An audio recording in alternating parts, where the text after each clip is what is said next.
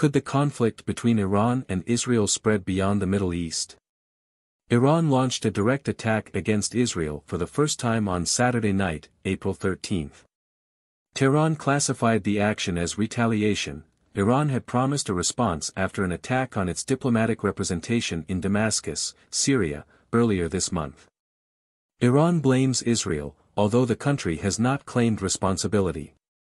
After Saturday's offensive, the Israeli government said that, with the help of the United States and other allies, it intercepted 99% of the drones and missiles launched against its territory. The recent clashes usher in a new era of tensions in the Middle East, which is closely watched by the rest of the world. According to analysts, it is difficult to make predictions. But what happens next will largely depend on how Israel responds to the weekend's events. For May Darwish, professor of international relations in the Middle East at the University of Birmingham, in the United Kingdom, the situation is relatively contained at the moment, but there are no guarantees that it will remain that way. Everything can change in the future, there are many variables, says the Egyptian researcher. But it is a fact that this attack was very significant for regional dynamics. In the past, deterrence between Iran and Israel was maintained through a proxy war, jargon that indicates an armed conflict in which two countries use third parties as intermediaries or substitutes, so as not to fight directly against each other, indirect rivalries and indirect attacks. But this is the first time there has been a direct confrontation between the two.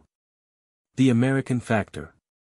Following the Iranian attack, Benny Gantz, an Israeli opposition leader who has been a member of the government's war cabinet since the Hamas attacks on October 7, said that Israel will respond when the time comes, and will pay the price. Israel against Iran, the world against Iran. This is the result. This is a strategic achievement that we must take advantage of for Israel's security. Gantz's words did not exclude attacks on Iranian targets or a direct attack by Israel inside Iran. But the United States, Israel's most important ally at the moment and whose assistance was essential in blocking Iranian missiles and drones on Saturday night, is calling on Israel to restrain itself.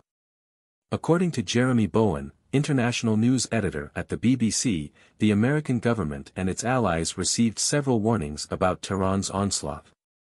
President Joe Biden had enough time to return to the White House after a weekend trip to his home state of Delaware. Iran also chose to launch the attack not with its supersonic ballistic missiles, but with slow-moving drones, identified by radar for 2 hours as they approached their targets. The attack was bigger than many analysts expected from Israel's staunchest enemy. For the first time, Iran launched bombings, around 300 drones, cruise missiles and ballistic missiles, from its own territory against Israel. But almost all were intercepted by Israel's defense weapons, reinforced by the US, UK, France and Jordan. Throughout the night, the Israeli government received several signals from President Joe Biden, who reaffirmed America's firm commitment to Israel's security. In return, Americans call for moderation. According to Bowen, Biden sent Prime Minister Benjamin Netanyahu a clear message. Something along the lines of, Iran's attack was thwarted, Israel won a victory.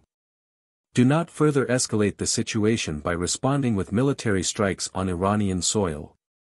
For May Darwish, the U.S. emphasized that it is not interested in being part of a war, and even before the Iranian attacks, it clarified that it did not participate in or have prior knowledge of the attack on the consulate in Damascus. And this position could be essential to curb the expansion of the confrontation.